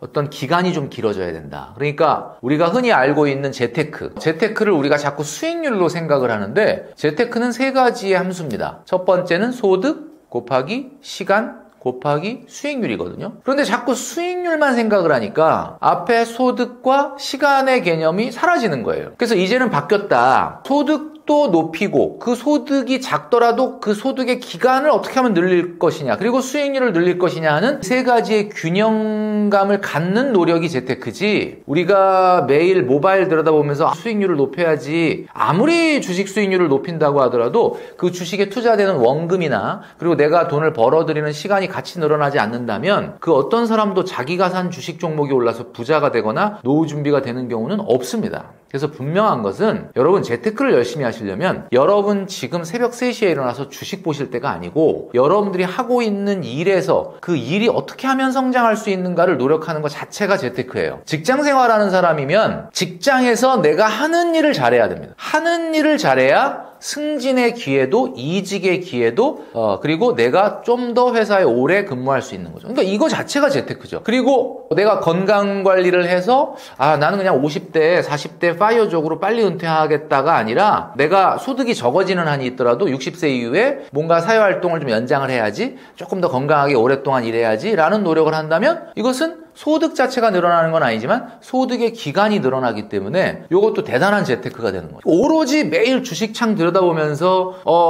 S&P 500 나스닥 지수에 투자한 내 돈이 얼마나 늘어나느냐 관심을 갖는 거 그것은 올바른 재테크는 아니다. 그래서 제가 말씀드리고 싶은 것은 가장 현실적인 재테크 방법은 수익률에 매몰된 재테크가 아니라 나의 소득이 높아지기 위한 노력 그리고 그 소득의 시간이 길어지기 위한 노력을 같이 하는 거다. 이게 바로 제대로 된 노후 준비다라고 말씀드릴 수 있습니다. 은퇴 후에도 월 500만 원 버는 가장 현실적이면서도 리스크가 적은 방법은 어떤 게 있을까요?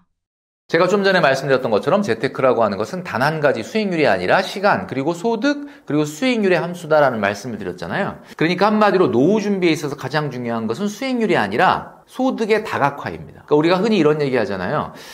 집에서 이렇게 물을 쓰는데 주방에 물을 틀었는데 이게 고장이 난 거야. 그럼 어떡하죠? 근데 우리가 주방에만 수도시설이 있는 게 아니라 화장실에도 있고, 그죠? 어떤 집 같은 경우 요즘 집에 방 옆에도 또 이렇게 수도시설이 있고 이렇잖아요. 그러니까 한마디로 말해서 소득의 파이프라인을 다양화하는 것이 필요하다. 그러니까 예를 들면 이런 겁니다. 우리가 일반적으로 내가 원하는 현재화폐 가치로의 소득을 계속해서 발생시키기 위해서 일단 가장 먼저 떠오를 수 있는 게 국민연금이 있을 수 있죠. 국민연금 굉장히 많은 분들이 신뢰를 하지 않지만 사실 어쨌든 신뢰하지 않게 된 이유가 뭐냐면 그동안에 1988년도에 생기고 나서 이 수급 조건을 한 번도 개혁을 안 한 거예요. 그러니까 이제 밑에 세대들이 봤을 때 이렇게 돈을 많이 타가고 이렇게 돈이 안 불어나면 나중에 우리 받을 게 없겠구나 이렇게 생각을 해서 이제 신뢰를 잃은 건데 지금 이제 연금 개혁 논의가 좀 활발하지 않습니까? 연금이라고 하는 건 공적연금이라고 하는 건 국가가 지급을 보증을 하기 때문에 여러분들 국민연금공단에 들어가서 지금 나와 있는 여러분들의 노령연금은 기득권 보장이 됩니다. 법적으로. 그러니까 그 금액은 무조건 준다는 거예요.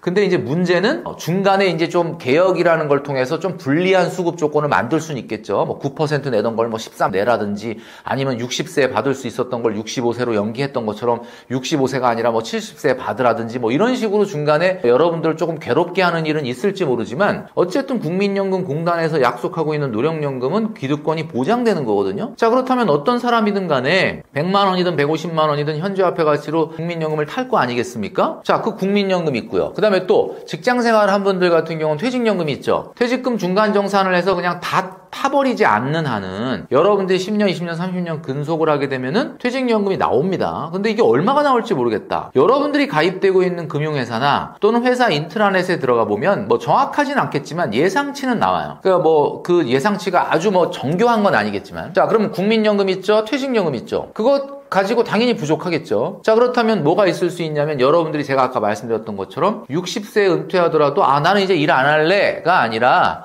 훨씬 더 적은 소득이라 하더라도 한 10년 정도를 더 일할 수 있는 나름대로의 준비. 그러니까 저속 은퇴겠죠. 파이어족과는 완전 대척되는 건데 저속 은퇴라는 게 뭐냐면 말 그대로 어쨌든 소득이 낮더라도 일할 수 있는 시간을 계속 길게 가져가는 겁니다. 자, 그러면 이제 거기서 나오는 어떻게 보면 기타 소득이 있을 수가 있고 그 다음에 또 하나는 이제 뭐가 있을 수 있냐면 여러분들이 개인적으로 준비한 뭐 저축을 해놨다든지 연금을 들어놨다든지 하는 그런 개인적인 저축 또는 뭐 연금에서 일부 소득이 좀 발생할 수가 있겠죠. 자, 그럼 벌써 몇 가지냐면 여러분들 저속 은퇴로 생기는 기타 소득, 그 다음에 연금, 개인연금이죠. 그 다음에 공적연금, 그 다음에 퇴직연금. 벌써 4가지예요. 그러니까 파이프라인이 4가지입니다. 그러니까 여러분들이 원하는 노후소득의 준비 그 정도가 어느 정도인지 모르겠지만 이 4개의 수도꼭지가 있다는 거예요. 거기에 하나 더 하자면은 여러분들이 평생 돈 벌면서 누구나 꼭 하나 정도는 갖게 되는 게 집입니다. 집이죠. 나 집 안 갖는다. 뭐 요즘은 이제 뭐 과거처럼 아파트 가격이 많이 안 올라가니까 나는 계속해서 그냥 렌트로 살겠다. 렌트로 산다, 뭐 전세나 월세로 살겠다. 전세 월세는 안 올라가고 딱 고정값이고 집값은 안 올라가는데 내가 예를 들면 뭐 전세를 산다, 월세를 산다. 그럼 그것도 안 올라갈까요? 그렇진 않거든요. 그래서 아마 모르긴 몰라도 여러분들이 아마 평생 내 집 마련이라고 하는 게 모든 사람들의 꿈이잖아요. 자, 그러면 이 집이라고 하는 것도 유동화가 가능합니다. 뭐 여러분들 아시겠지만 2025년 3월부터 주택연금 금액이 올라간다라고 여러분들 보도를 보셨을 텐데 주택연금이라는 것은 기준가격, 공시가격 12억 이하, 그러니까 시세로 말하면 한 14억, 15억 정도 되는 아파트보다 비싸지만 않으면 배우자 중에서, 부부 중에서 한 사람만 55세 이상이 넘으면 가입할 수 있거든요. 이건 엄밀하게 말하면 연금이라고 보기보다는 집이라는 것을 담보로 잡히고 생활비를 빌려서 쓴 다음에 그 생활비를 빌려 쓴 그 원금과 이자 금액을 나중에 사후에 정산하는 시스템입니다. 그래서 혹시 내가 빌려서 썼던 금액이 나중에 내가 사망 시점에서 그 집의 평가 금액으로 봤을 때 내가 그동안에 빌려 썼던 금액이 훨씬 크다 하더라도 주택공사에서는 청구하지 않아. 반면에 내가 썼던 금액, 빌려 썼던 금액과 주택의 평가 금액 중에 주택 평가 금액이 훨씬 더 크다. 그럼 그 차액은 자녀에게 상속을 합니다. 그러니까 사실 아주 미치는 장사는 아닌 거죠. 내가 내 집에 살면서 또 이렇게 내가 갖고 있는 자산을 현금으로 유동화할 수 있다. 자, 그것뿐만 아니라 주택연금 나 싫다. 내 집을 벽돌 빼듯이 꽃감 빼먹듯이 빼먹는 거 너무 싫다. 이런 분들은 사실 그 집을 렌트를 주고 본인은 약간 더 싼 곳으로, 약간 외곽으로 벗어나게 되면 그 차액만큼, 물론 뭐 주택연금만큼은 아니겠지만 차액만큼 또 연금을 탈 수가 있습니다. 그러니까 집이라는 게 대한민국에서는 아파트라고 한다면 그래도 이게 무슨 어디 굉장히 무슨 산속에 있는 시골에 있는 것이 아니라고 한다면 나름대로는 현금 유동화가 좀 좋다. 그러니까 부동산은 깔고 있는 거다라고 생각하지만 그렇지 않거든요. 대한민국에서 상가 건물은 변동성이 크지만 주택, 그중에서 특히 아파트라고 한다면 서울 수도권에 있거나 또는 광역시의 주요 입지에 있다라고 한다면 여러분들이 얼마든지 그것을 유동화할 수가 있다. 자, 그렇다면 1주택이라고 하더라도 내가 조금 외곽으로 이사 갈 수 있는 용기나 그런 상황이 된다면 내 집에서도 임대소득을 받을 수 있는 거죠. 자, 그러면 정리하면 파이프라인을 5개로 만들 수가 있는 거예요. 공적연금, 퇴직연금, 그 다음에 내가 기타 소득, 그 다음에 좀 전에 말씀드렸던 것처럼 주택에 의한 임대소득, 그리고 내가 개인적으로 준비했다고 하면 개인연금. 이렇게 다양화하게 되면은 어떤 수도꼭지가 좀 일시적으로 망가지더라도 노후의 생활비를 걱정하지 않을 수 있다. 자, 지금 제가 말씀드린 이 5가지를 딱 듣기만 하셔도 어때요? 좋겠는데? 이 5가지가 나름대로 골고루 준비되기 전에는 은퇴하시면 안 된다, 이런 뜻이에요. 그러니까 거꾸로 얘기하면 이 얘기 들으면서 좋겠는데? 그러면 야, 공적연금, 퇴직연금, 뭐 기타 소득에다가 이 자기 있는 집에서 또 연금 받고 그 다음에 개인연금까지, 야, 괜찮겠다. 괜찮겠죠. 그러니까 이 괜찮은 준비가 안 된 사람이 은퇴할 수 있겠느냐? 은퇴 못 한다는 거죠. 은퇴라는 건 말이죠, 마음이 편해야 돼요. 내가 회사를 안 가더라도, 일을 안 하더라도 이번 주는 누구를 만날까? 이번 주는 어디를 좀 둘러보러 갈까? 뭐 이렇게, 이게 노후 생활인데 내가 상가 건물에다가 모든 재산을 다 때려 넣고 거기서 500만 원 월세를 받아서 노후 생활을 하겠다. 그 노후 생활 할 수 있을까요? 맨날 부동산에서 전화 오면은 뭐 바꿔달라, 고쳐달라, 또 나간다, 또 공실이다. 노후 생활이라는 건 내가 좀 신경 안 쓰고 살아야 되는데, 제가 말씀드리지 않습니까? 상가 건물에서 임대소득을 받으려면 내가 생활비가 500인데 상가 임대소득으로 한 3,000 나와야 돼. 그러면은 공실이 생겨도 500을 받는 데는 큰 문제가 없죠. 근데 내가 노후 생활비가 500을 벌어야 되는데 상가 건물에서 500 나온다 그러면 어떤 사람이 마음 편하게 생활할 수 있겠습니까? 그래서 중요한 건 노후 생활비라는 거는 금액 수준이 아니라 얼마나 작더라도 안정적으로 나올 수 있느냐. 이게 가장 중요하다는 거죠. 50대 이후 자산을 갉아먹는 대표적인 소비 습관은 어떤 게 있을까요? 아무래도 이제 50대면은 사회생활 중에는 소득이 가장 높은 시기예요. 그러니까 착각을 하는 거죠. 물론 50대 정도 되면은 소득이 높더라도 이제 아이들 어느 정도 크고, 야, 끝나고 나도 내가 이제 은퇴를 하게 되면 돈이 많이 들 텐데 하면서 걱정이 되면서 허리띠를 졸라맬 때입니다. 그런데 많은 분들이 쓰던 습관이 있기 때문에 관성에 의해서 그걸 못 버리는 거예요. 50대면은 사회적인 위치도 좀 많이 올라가 있고, 그리고 내가 회사에서는 좀 나보다 위에 있는 사람 별로 없죠. 그러다 보니까 이제 뭐 골프, 테니스, 그 다음에 사회생활 하더라도 밥을 한번 먹더라도 그죠? 뭐 좀 좋은 데 가서 먹고. 근데 이게 지금의 나의 소득 수준이라는 게 계속해서 영속적으로 유지된다면야 뭐 당연히 그렇게 하셔도 되죠.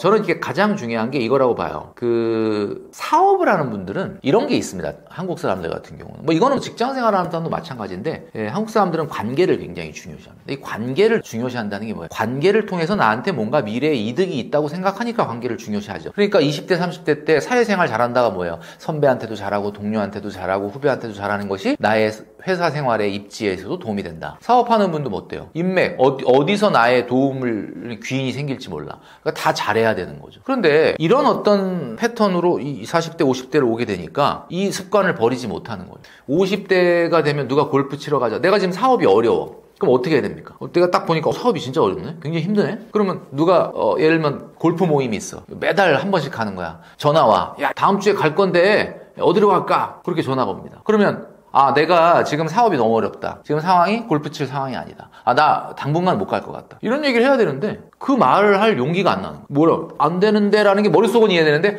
알았어. 그럼 가는 거야. 근데 이런 것들이 많다는 거죠. 그러니까 체면, 관계 이런 것들. 그러면 잘 보세요. 그런 식으로 50대를 보내게 되면 여러분 아시겠지만 이제 골프 얘기가 나왔으니까 하는 말인데 저도 이제 골프 한 10년 전에는 조금 쳤거든요. 근데 이제 뭐 한창 배울 때고 그러니까. 근데 이제 10년 전부터 제가 안 하는 이유가 뭐냐? 제가 이제 대한민국에서 소위 말하는 엄청나게 잘 나가는 그 성공한 사람들 많이 인터뷰도 많이 했고 또 많이 만났지 않습니까? 그분들의 공통점이 뭐냐? 골프를 안 친다는 거. 이 정도 성공하고 이 정도 자산인데 왜 골프를 안 치냐? 골프 칠 시간이 없다는 거예요. 그러니까 저도 이제 사실 골프 칠 시간이 없어요. 저도 하루에 6시간, 7시간 낼 수가 없고. 근데 무슨 이야기냐면 골프라는 게 굉장히 위험한 운동인 이유가 뭐냐면 나는 성공하지 않았는데 골프를 치러 가면 굉장히 막 대접을 해줍니다. 막 골프장에 여러분 가보셔서 아시잖아요. 골프장에 있는 분들 굉장히 서비스 정신이 엄청나게 투철하죠. 정말 모든 고객들을 다 VIP로 모십니다. 내가 좀 사회적으로 굉장히 성공했나? 약간 이런 착각이 들어요. 골프장을 가면. 진짜 골프를 정말 열심히 배워서 재밌게 치시는 분들 같은 경우는 그러니까 가장 재밌게 칠 때가 언제냐면 우리가 보통 뭐 100돌이라고 90 정도 그러니까 아직 뭐 싱글 정도 칠 정도의 베테랑은 아닌데 이제 막 한 배운 지 5년 이내에서 막 너무 재밌어 하는 그러니까 레슨도 받고 연습장도 가고 스크린도 막 친구들하고 치러 가고 요때거든요. 요때 어느 정도 골프 비용이 들어가느냐 한 달에 한 번 정도 필드 나가고 연습장에서 연습하고 용품 같은 거 막 관심 있어서 이거 사고 저거 사고 막 장비 한 달에 평균적으로 이 비기너들이라고 그러죠. 뭐 베테랑은 아니고 보통 보면은 한 보기 플레이 정도 하는 수준 그 정도 되는 분들이 한 달에 아무리 아낀다 그래도 한 95만 원 정도 쓴다고 합니다. 이게 제가 그 골프 유튜버에 출연을 한번 했었는데 그분이 가르쳐 주시더라고요. 대략 평균 비용 이 정도. 그러니까 베테랑 정도 되시는 분들은 한 50, 60만 원만 들여도 치시는 경우가 있대요. 뭐 레슨도 안 하고 연습도 안 하고. 근데 보통 막 열심히 치시는 분들은 그 정도 든다 그러더라고요. 제가 말씀드렸지만 50대가 되면 교육비 부담은 조금 점차적으로 사라지거든요. 아이들이 대학을 가긴 하지만 요즘 같은 경우는 아이들이 대학을 가고 나면은 대학 등록금을 전부 다 지원 안 해주고 대학 등록금을 학자금 대출로 하거나 네가 아르바이트해서 써라 이런 부모님들이 많기 때문에 오히려 중고등학교 때부터 비용이 더 교육비가 적게 들어가는 경우가 많아요. 저도 이제 아이들이 다 대학을 졸업했는데 저도 대학 다닐 때 학자금 대출 받으라 그랬어요. 왜 그러냐면 야 이제 어떻게 중고등학교까지 다 지원해줬는데 뭐 첫 번째 등록금이야 당연히 내줬지만 학자금 대출 받아서 해라. 이제 일부러 그랬어요. 뭐 내가 내줄 돈이 없어서 그런 건 아닌데 그렇게 이제 했던 기억이 나거든요. 그런 경우는 오히려 때가 되면 교육비 지출이 확 사라지면서 굉장히 괜찮거든요. 근데 그때 조심해야 됩니다. 그러면은 그런 50대들이 문화 레저 비용으로 얼마를 써야 되느냐. 제가 뭐 방송과 유튜브에서 많이 얘기했는데 15% 넘으면 안 된다. 자기 문화 레저 취미 비용이 15% 소득에 쓴다 그러면 노후 준비 안 된다. 근데 95만 원이 15% 이내로 들어오려면 어떻게 해야 돼요? 95만 원 나누기 0.15 해보면 630만 원 정도 나오거든요. 본인 소득이 630만 원 아니면 골프하면 안 된다 이런 뜻이에요. 그러니까 뭔가 내가 뭘 하면서 뭔가 하나 잃고 있다는 생각을 하셔야 되는데 뭐 운동한다는 건 너무 좋죠. 근데 운동이라는 게 꼭 골프만 있는 건 아니지 않습니까? 그래서 중요한 건 50대는 이제 진짜 본격적으로 노후 준비가 돼야 되기 때문에 너무 과도한 문화 레저 비용은 안 된다라고 말씀드리고 싶습니다. 50대부터 부자가 되는 사람들의 공통점은? 50대부터 부자가 된다라고 한다면은 글쎄요. 그동안에는 어떤 그 포텐이 안 터졌다가 50대 때 뭐 갑자기 탁 이렇게 치고 나가는 거겠죠. 제가 아까 말씀드렸던 것처럼 이제 세 가지 중에 하나겠죠. 뭐 본인이 어디다 장기적으로 투자했던, 왜냐면 이제 재테크는 세 가지라고 그랬으니까 소득이 늘든지 시간이 늘어나든지 아니면 수익률이 폭발하든지인데 결국 세 가지 중에 하나일 겁니다. 내가 오랜 기간 동안 정말 투자했던 어떤 것이 포텐이 터진다. 뭐 예를 들면 재건축 아파트에 투자를 해놨는데 그게 뭐 재건축이 사업 시행이 돼가지고 굉장히 뭐 포텐이 터졌다든지 이런 건 수익률 게임일 수 있겠죠. S&P 500 지수에다가 내가 사실 25년 전에 한 1억을 넣어놨는데 이게 25년 후에 뚜껑 열어보니까 333%가 증가했더라. 근데 그런 분들은 거의 없죠. 사실 누가 S&P 500 지수에 25년 전에 1억을 넣어놓은 사람이 대한민국에 누가 있겠습니까? 그건 정말 S&P 500에 상장되어 있는 그 기업들의 대주주 아니고서야 뭐 고작 해봐야 우리나라가 미국 주식 투자 그렇게 열을 내고 있지만 이거 미국 주식 본격적으로 투자한 지가 지금 5년밖에 안 됐어요. 그리고 그 5년 전에 또 투자한 사람은 지금 투자한 분의 10%도 안 돼. 지금 막 미국 주식 이렇게 얘기하지만 사실 진짜로 투자한 사람은 2년밖에 안 됩니다. 물론 2년 동안의 수익률이 굉장히 높기는 하지만 그 계산해보면 누가 뭐 한 2년 전에 막 한 1억, 2억 거기다 넣어놓고 2년 동안 버틴 사람이 있습니까? 없잖아요. 그러니까 주변에서 뭐 엔비디아가 어떻다, 테슬라가 어떻다. 야, 저는 솔직히 그거 계좌 까보라 그러거든요. 얼마 먹은 게 아닙니다. 그냥 괜히 수익률이 뛰어나니까 흥분을 하고 있을 뿐이다. 저는 아마 50대 때부터 갑자기 부자 된 사람이 이런 사람이 아닐 것이다. 그동안에 굉장히 사업하느라고 힘들다가 드디어 포텐이 딱 터져갖고 이제 사업이 어느 정도 궤도에 딱 올라가. 이제 돈이 들어오는 거야. 여러분, 자산보다는 소득의 시대거든요. 지금 누가 자산이 많다 자랑을 합니까? 자산이 아무리 많아도 자산가는 불안해. 내가 자산이 100억이 있어도 마땅히 소득이 없으면 불안한 거야. 그런데 아직 나한텐 100억이 없지만 한 달에 한 3천만 원, 4천만 원 꾸준히 들어올 수 있는 어떤 사업 아이템이 있어갖고 지금 사업이 쫙 번창하고 있다. 이 사람은 그죠? 이런 사람이 반포 레미안 원베일리 들어가는 거지. 자산 100억 있는 사람이 그 중간에 55억, 60억 꺼내가지고 반포 원베일리 들어가는 게 아니거든요. 그러니까 중요한 거는 이제는 자산 시대가 아니라 소득의 시대다. 어떤 사람이 갑자기 50대에 갑자기 막 정말 잘 나간다. 그 사람은 사업 성공한 거예요. 자기 일이 포텐이 터진 거야. 정말 착각하면 안 되는 게 여러분, 부자를 자꾸 우리는 착각을 하거든요. 최근에 막 S&P 500 지수가 어마어마하지 않습니까? 3년 동안의 수익률이 얼마인 줄 아십니까? 2022년도 1월 1일부터 2025년 1월 1일까지, 그러니까 2022년 1월 1일 날 돈을 1,000만 원 넣어놨다 그러면, 그죠? 3년 후에 2025년 1월 1일 날 딱 꺼내면 얼마일 것 같아요? 1,337만 원. 그러니까 337만 원 수익이 생겨. 얼마야? 수익률. 33.7%. 33.7%라고 하니까 와, 엄청나다. 1년에 거의 그거밖에 안 돼요. 근데 굉장히 사람들이 흥분하는데 어떤 사람이 3년 전에 그 1억을 거기다 넣어놓고 3년 동안 붙잡고 버틴 사람이 어딨냐고. 대부분 다 중간에 적립식으로 100만 원 넣었다가 200만 원 넣었다가 이거 아니에요. 그러면 고작 해봐야 3년 동안 투자해도 수익률 150만 원씩 저축 안 하고 거기다 S&P 500에다 넣잖아요. 1,500 저축보다 더 먹은 거예요. 물론 1,500 대단하죠. 뭐 대단하지 않다는 건 아닙니다. 1,500만 원, 150만 원씩 3년간 저축을 정기 적금으로 했으면 한 5,800, 900? 뭐 6,000도 채 안 됐을 텐데 S&P 500에다가 150만 원씩 3년 동안 그렇게 꾸준히 넣은 사람도 없겠지만 넣었다 그러면은 저축한 거보다 1,500을 더 먹은 거니까 1년에 500만 원씩 더 먹은 거네. 와, 괜찮네요. 1년에 500만 원이면 그죠? 1년에 안마의자 한 대씩 생겼네. 그죠? 굉장히 괜찮은 거죠. 근데 그런 사람이 있을까요? 저는 없다고 봅니다. 진짜 없어요. 그런 사람도 없어. 만약에 설사 그런 사람이 있다 칩시다. 진짜 150만 원 적금 안 넣고 150만 원을 매달 3년 전부터 S&P 500을 넣어갖고 지금까지 왔어. 그러면 딱 수익률 계산해보면 적금 넣은 거보다 1,500만 원. 그럼 그 사람은 중간에 그 1,500만 원을 안 뽑았었을까? 진짜? 뭐 기분 좋아갖고 밥 사고 술 사고 기분 내고 벤츠 같은 거 뽑지 않았을까? 제가 봤을 때는 그 경제학에서 얘기하는 자산 효과라는 게 있거든요. 자기 자신의 실질가치, 자산의 실질가치가 올라가면 사람들은 자기는 절대 아니라고 얘기하지만 씀씀이가 커집니다. 그러니까 제가 봤을 때는 주식은 좋은데 그게 전부는 아니라는 거예요. 그러니까 약간 열심히 하셔서 수익률 높이는 건 당연히 좋지만 그게 여러분들 인생을 안 바꾼다. 앞에 제가 말씀드렸던 소득과 시간이 확대되지 않는 한, 소득이 늘어나고 그 일할 수 있는 시간이 늘어나지 않는 한. 그러니까 50대 때 갑자기 잘 나가는 사람이다, 부자가 된 사람이다. 결국 자기 일이 성공한 사람이에요. 지금 여러분 아시겠지만 전 세계 5대 부자가 누굽니까? 일론 머스크, 베르나르 아르노 회장, 제프 베이조스, 또 누가 있지? 레리 앨리슨, 워렌 버핏, 그죠? 이런 사람들이 주식 투자해서 돈 번 사람들이 아니잖아요. 워렌 버핏이 주식 투자해서 돈 번 걸로 알고 계시는데 착각입니다, 그거는. 그분이 그 버크셔 해서웨이라고 하는 회사가 성장해서 부자가 된 거예요. 물론 버크셔 해서웨이라는 회사가 투자 회사니까 거기서 투자가 일어났으니까 마치 뭐 워렌 버핏이 막 그 모바일로 이렇게 주식 보면서 막 새벽 3시에 일어나갖고 미국 주식에 투자해갖고 부자 된 거 아니냐? 아니거든요, 여러분. 그냥 그분들이 하는 일이 성공해갖고 부자가 된 거예요. 그러니까 재테크는 거들 뿐. 여러분들이 산 코인이나 여러분들이 산 주식이 올라서 부자가 된다? 이건 천만의 말씀입니다. 그래서 여러분의 일터에서 여러분이 성장하는 것이 최고의 재테크라는 것을 말씀드리고 싶습니다.